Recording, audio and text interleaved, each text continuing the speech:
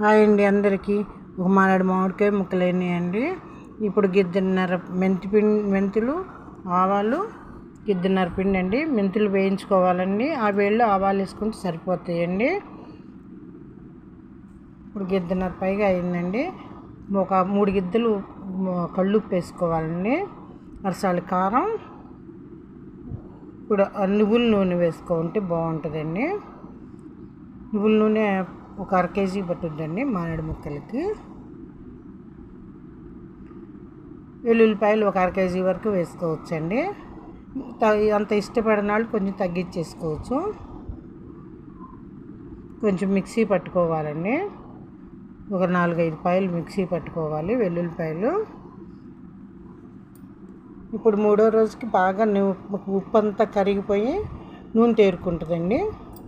నేను 3వ రోజు చూపెట్టలేదండి, ఇది 2వ రోజేను. లైక్